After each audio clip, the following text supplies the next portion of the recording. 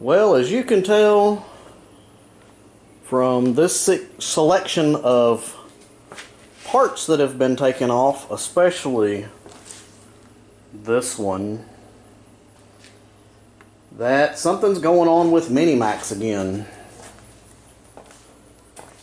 So if I come over here, everything's been taken off. I actually had to cut the exhaust off of it to get the motor out.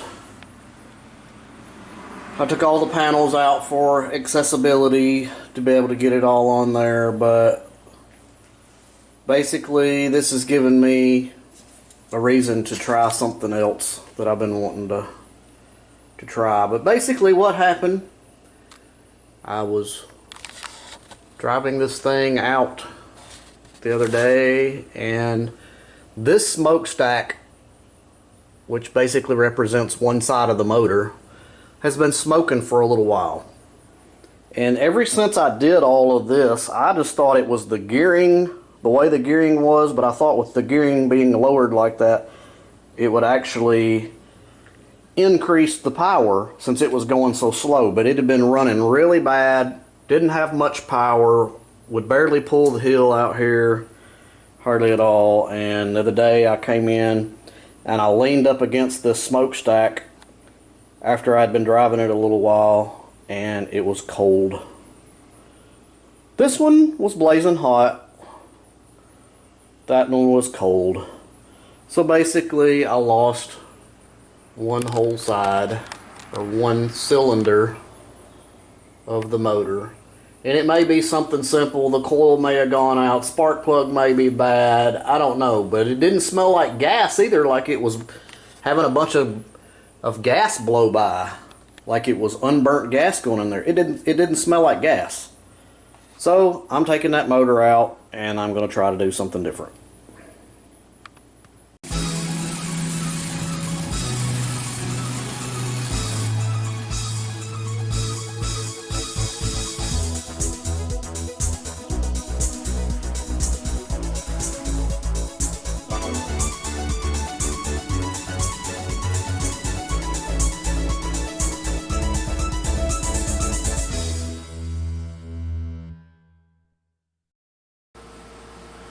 And here's what I'm going to try. As you can see, I've got this thing blown apart, got parts laying all over everywhere. But I'm in the process of trying to get this motor out. This is only a 250cc motor. But I think with me only wanting to go 20 miles an hour top speed on this semi, and this motor being, I'm sure, probably twice that. But then with the gear reduction that I have, I'm hoping I can hit somewhere around 20 miles an hour in fifth gear. This is a direct drive, shaft driven, which is causing me a problem. But you'll see how I deal with that later on in this video. But I'm in the process of getting this thing tore apart, and I'm going to set this engine in there, hopefully see what it'll do. Well, as you can see, I've got the motor out, sitting right here, and I've cut the section of the four-wheeler that holds the motor. So I'm just going to do updates on this. This is going to be kind of a rushed up job, so I'm not going to have as much time to film. So I'll just bring you up to date as I go along, each thing I do. Then I'll take you over and show you the semi and show you what I'm going to do with that. So what I'm looking at doing is I got to take this whole plate out of there, and I'm probably going to have to cut this brace out right here. But I'll show you with this piece that I just cut out, it actually sets right down, ooh, that was loud, right down between the frame rails. And I'm probably going to make, of course this will be slid that way once I cut all that stuff out, but I can make some big L brackets to fasten this side to, and I can weld a plate on here, drill a hole down through to bolt that to the frame, and that should set that down in there enough to where it will clear the tank. Okay, I cut all that out and got the four-wheeler motor mount part of the frame pushed up in there where it goes. I'm gonna have to do some few modifications to it, and I want to put caps in the end of all these pipes, and down on here I'm going to weld a plate to be able to bolt through, and I need to get a little bit more of that metal out of there where that piece was. But just basically get in here and clean it up a little bit. So this piece right here was part of the pull start mechanism on the top of the motor, and I didn't need the pull start. It's got electric start on there, but I did need to be able to run a pulley off of it because I'm probably going to put an alternator on there. So I'm hoping I got this welded exactly in the center so I don't get any vibration out of it. But that's what I've got going on with that. And then this stuff right here, this universal goes to the shaft out on the motor, and then this piece went in here. Up goes. No, that was right the first time. That piece goes in here. Anyway, I can't do it one-handed, but take my word for it, it goes in there. And this shaft, I need to be able to put a sprocket on this shaft. And this is a 1-inch, but on a 1-inch, got just a little bit of play. So I was thinking about doing something like this. Cutting this off, welding it together. Because I needed a keyway if I do the 1-inch shaft. But I thought, how in the world am I ever going to get this to be straight and not wobble or line up or whatever? But then I got to thinking, this piece went in the rear end, and that's what this actually fit into. Trying to do this stuff one-handed, I should have put this on a tripod. But anyway, that goes in there like that. And I thought, why couldn't I put a sprocket on this? So I went out, got to looking through all my junk, and I found this. Of course, these splines in here, this shaft in here is too big for this. That won't fit. But if you take this off of this, put it on there, it works fine. So then I also got this flange on here, and I think what I'm going to do is actually use these bolt holes, drill through the flange and bolt this to that flange. Then this will just go right on the end of that shaft. And the same problem with this, a 1-inch bearing is just a little bit too big. So I've got some 15/16 pillow block bearings on the way. Because what I want to do is I want to have universal, this shaft in there, pillow block bearing, pillow block bearing, sprocket on the outside. That's what I'm shooting for. We'll see how that goes. I got the wiring harness out of the four-wheeler, and this is all I saved. There's the pile of stuff that I cut out of it, and I hope I have it correct and that I know what this thing is doing, so that when I get it in there, the thing will run and I can get it started and all that good stuff. So I'm fixing to, here's the motor. I put a little black heat paint on it, and there's the pulley mounted back on it. And I'm fixing to take this off and change it up a little bit. Then I'll get the motor set in there, and I'll start hooking this stuff up and seeing if I can get it to turn over. I've got the engine in there now. It's bolted in. Starting to hook all the linkages up to it. I don't know that I ever told everybody why it's in there sideways. It's a shaft drive right here. It comes out the back of the motor. So I need to make it sprocket drive, so I had to turn it the other way. And I'll put the drive shaft on there and show you what I'm doing with that. But you can see that I've got a mess of wires in here. But I got all the components of the wiring system all mounted on there now, and got it all wired up. I haven't tried firing it since I've done this bit of wiring on it, but I did have it. I did fire it before, and I did have it right. But I don't know if you can see right here.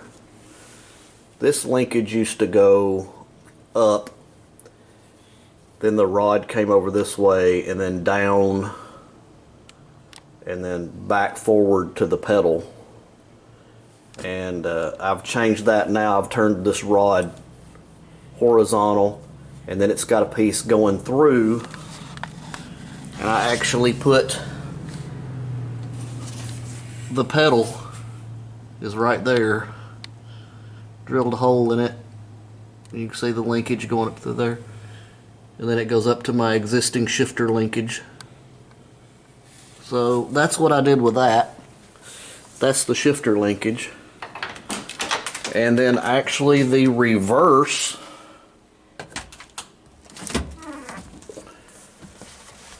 this piece right here is what you have to pull to release the reverse. So I've actually got it just mounted here under the seat.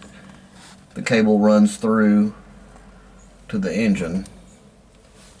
So I've got that much done. I changed this shifter. I took the piece off that hooked it in these notches right here, and the spring that held it over into the notch. I took all that loose, and now it's just bump forward, bump back. And then I added these two lights that were on the four-wheeler. This one will be neutral, this will be reverse, that will light up. So I've gotten a little bit done on it. Still have a lot more to go to get this thing in here, but I got it all bolted into this part of the frame that I took off. See, it's fastened here, and there's a L bracket right here. It's kind of hard to see, but, and then it's just bolted through on the other side to the frame. But got this plate mounted on here. See, it goes underneath, has a lot of reinforcing on it, but this is where the pillow block bearings will be sitting. Well, let me get that put together, and I'll just show you that. As you can see here, I don't have it bolted down yet, but this is the original drive shaft right here, and it went into the rear end using this piece. Well, what I did is I actually flipped it around and welded this sprocket to it, to this flange, and then I just have I welded a bolt in the end of the drive shaft to be able to put a nut on here. I'll have to put a locking nut on here. This will just spin right back off, but that's basically going to be the setup. It comes out of the engine, and then I've got a piece of 1-inch axle that will go all the way across. I'll have a chain from here down to a sprocket on the piece of axle that goes across, and then I'll have to have a sprocket in line. So basically I have to hit this. There's a sprocket inside of here, right here at this notch. So there'll be another sprocket on that axle about right here. So still got a lot of work left to do. Of course, got to do exhaust. Have to make a place to mount this. This is the coil for the spark plug. Still have to rig up the choke and the throttle. Put the carburetor on there. Got this whole pile of parts over here. Well, some of that won't be going back on there again, but some of it will. A lot of that stuff's got to go back on here, so I got a lot of work left to do. So I've had these pieces. This is just some stuff that I got from, it was some crating material, something to mount a big expensive piece of machinery. And I got 4 of these, and one of them, oh, here it is right here. One of them I used on my vise. The other one is the black piece with the pillow block bearings mounted on the semi already. And then I've got 2 more of these that I'm going to use to mount the other pillow block bearings for the long piece of axle. So just wanted to show you these pieces. They were already pre-made up, and they're actually pretty heavy duty and exactly what I needed.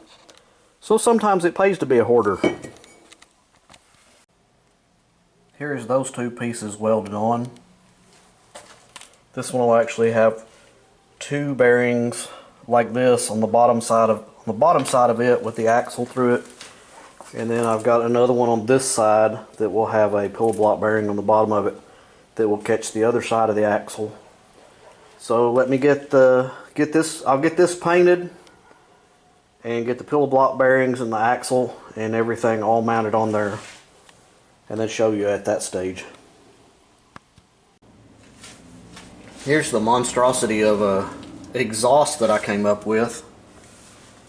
Bunch of black pipe fittings, and I put unions or couplers on there. The way I can take this thing apart. But I had to do a bunch of little welds in places. Got all these fittings here to make this tee off to go into both exhaust pipes from the one. I'm kind of anxious to hear what it's going to sound like.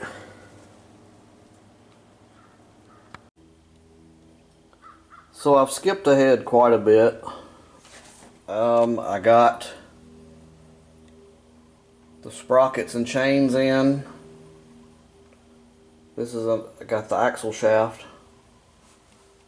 See, it goes all the way across. There's a sprocket on the other end down there. And I've made some little simple rollers for chain tensioners. But I've actually had this out already. I've actually driven it a little bit. I didn't do that on camera. But I had these 2 sprockets reversed. I had the small one out there on the end, and I had the one that's out there over here, which would gear it up. And it actually didn't have any power much, but it was super fast. So I didn't even get it out of, I made it up to 3rd gear, and that's as high as I could go. So I've reversed these 2 sprockets now to gear it down a little bit. I'm going to see how that does. But let me go just through a couple of the things that I've done. This red piece right here is a heat shield basically from the exhaust. I just took a flat piece of aluminum and just kind of hand bent it on the workbench. And there's a bolt piece here that holds the coil on here.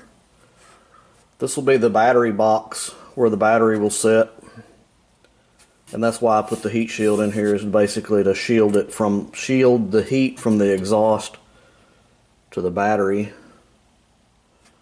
I'm eventually gonna put probably an alternator mounted right here at some point.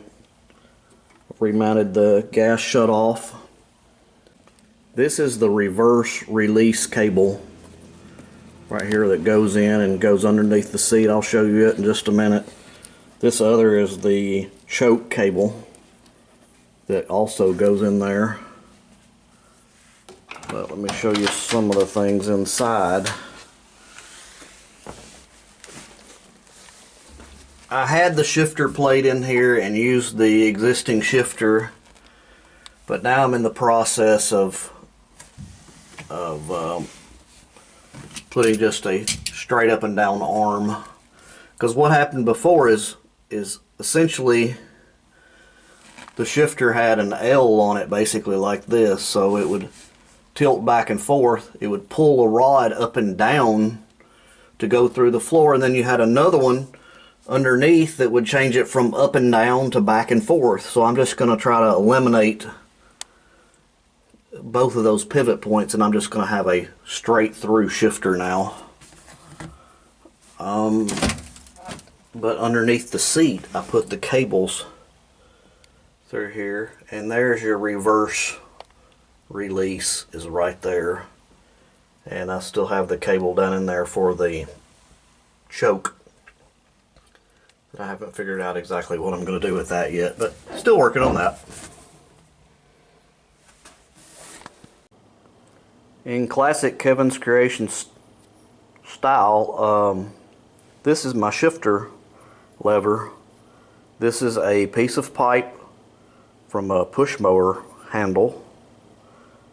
I welded a big washer in the end of it and basically trimmed the edges off of it. This is half of a door hinge that I drove the pin out of. I had to notch the hinge a little bit, put the hinge back in there, and then I've got a shifter knob part to go on the top of it. So I'm going to see how it works. And another piece I made out of just everything I had here. This red piece is a chain guard, because I didn't want if the chain broke, I didn't want it to come up and hit all this electrical stuff. So I made a chain guard. This is top piece right here is about 1/3 of a 4-inch EMT coupling for EMT pipe doing electrical work, and this is just a piece of other angle bracket metal that I had, and it's just bolted in a couple of places to hold it in place. But that's just a couple of pieces I had to make for it.